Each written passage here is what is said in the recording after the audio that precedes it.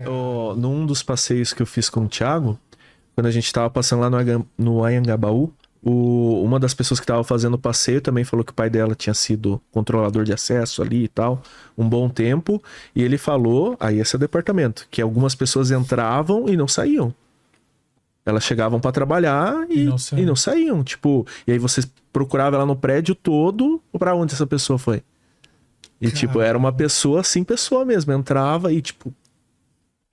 Isso parece até assim, mais uma questão até dimensional, que você falou, sete além, uma coisa Da meio... onde que vai parar essa pessoa, né? Tem São Paulo, cara. São Paulo, aquela região inteira. Você tem o prédio do Teatro Municipal, que tem um monte de assombração. Você tem... Bom, você tem o Cemitério da Consolação, desce. Teatro Municipal.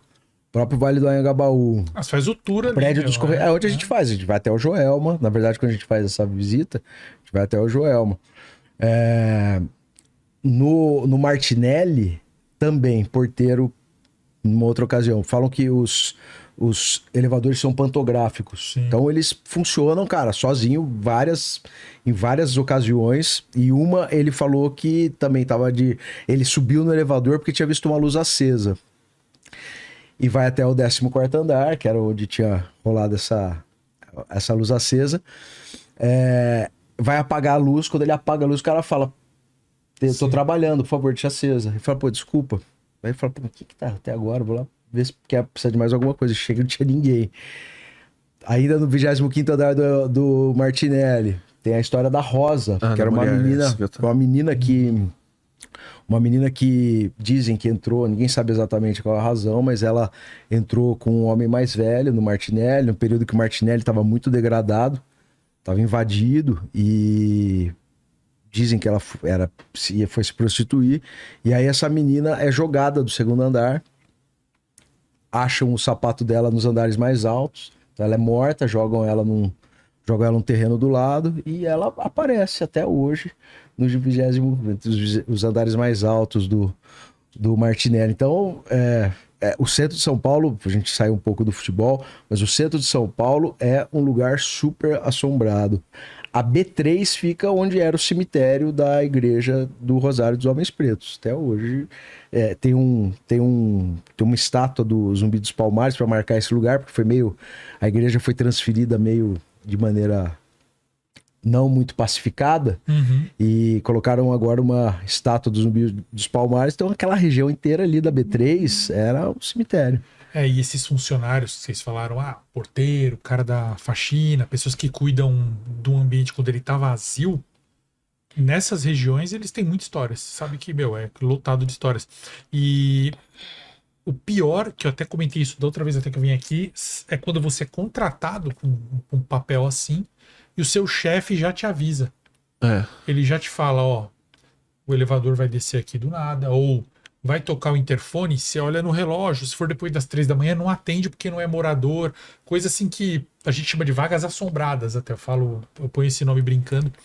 Que assim, é a normalização daquilo que a gente acha sobrenatural, né? Eu já penso, às vezes, nós aqui, vamos atender para ver o que é, né, tal. Como assim você vai aceitar uma regra tão absurda dentro do ambiente de trabalho? Mas muita gente tem esse tipo de coisa. Trabalha no hotel, se tocar o quarto tal, a gente nunca põe gente ali, então não é ninguém, não atende. Aí você pensa, será que é um problema de fiação? Você tenta trazer para a realidade, né? Mas tem muitos relatos de vagas de emprego onde você recebe uma instrução assim, não normal. Não, é lógico que o cara não põe na descrição da vaga, né? Procura-se alguém que aceite trabalhar com fantasma. Eu brinco assim, mas obviamente não vai ter isso. Que é a moça que ela ali faz uma limpeza. Tem 2 casos de moça que fazia limpeza que mexem comigo. Um era uma senhora mais velha, que ela tá se aposentando, que ela limpava uma casa grande onde morava um rapaz que já era também mais velho, morava sozinho, mas tinha bastante grana. E aí ela vai se aposentar, ela pega uma moça do bairro dela para trabalhar lá limpando. Vem trabalhar comigo, tá? Vem trabalhar no meu lugar. E aí ela apresenta pro dono da casa, o dono gosta, fala, que moça simpática, tal. Então ela vai limpar aqui e tal no meu lugar, ela vai ser a que vai cuidar da casa. E o filho topa. A moça começa a trabalhar, mas é assim, o inferno para ela. Cai coisa, ela escuta correndo no andar de cima e não tem ninguém. chega na cozinha, geladeira aberta, fogão ligado, ela desliga tudo, ela não entende. Ela fica 15 dias e ela sente muito mal quando ela vai na sala e tem um quadro grande da mãe falecida do dono da casa. Ela não tá aguentando mais aquela pressão, ela tá com medo, realmente, se benzendo todo dia. Ela vai até a senhorinha, que já não trabalha mais, que está aposentada, e ela vai em respeito a essa senhorinha. Ela fala: olha, muito obrigado pela indicação, mas eu não vou trabalhar mais num lugar que é assombrado. E a senhora, eu vou ficar mais uns dias para a senhora arrumar alguém, mas eu não vou ficar lá. Na hora a velhinha faz assim, ó: putz, esqueci de te apresentar. Aí a senhora fala: amanhã eu vou com você lá no trabalho. Ela chega, para na sala do lado, com a menina do lado pro quadro e fala: Dona Maria, essa aqui é a fulana, ela é boazinha igual a mim, a senhora vai gostar dela. Falou que daí os fenômenos param, assim, de imediato param. Isso é um relato que mexeu comigo. Um outro também que mexeu, e porque deveria estar na descrição da vaga, né? Aceita-se faxineira que trabalha em casa. Um outro que mexeu comigo que em casa também, assombrada. e esse aí, assim, é próximo aqui à região do Morumbi. A moça trabalhava limpando, ela começou a trabalhar, mas era um monte de funcionário, ela só trabalhava fora da casa e era 2 vezes por semana ela tinha que ir lá para limpar. E ela via casas de cachorro, assim, tinha 2 casinhas pequenas e uma casa enorme de cachorro. E ela limpava as fezes, limpava a comida, mas nunca limpava daquele, não tinha sujeira, não tinha nada naquela, era vazia aquela casa. E ela nunca viu os cachorros, nem os cachorrinhos normal, nem os cachorrão da casa grande. Só que ela escutava, porque ela falava que quando ela ia limpar, um cara lá que cuidava, um caseiro, levava os animais para outro muro ali, mas ela escutava os cachorros correndo, latindo, e ela disse que ela escutava o cachorrão, que era uma pesada assim, ela não escutava ele latindo, mas escutava os passos dele. E ficava apavorada. Falava: deve ser um urso, deve ser um lobisomem, sei lá, brincando, né? Um dia, ela tá no ponto de ônibus, ali esperando para ir embora.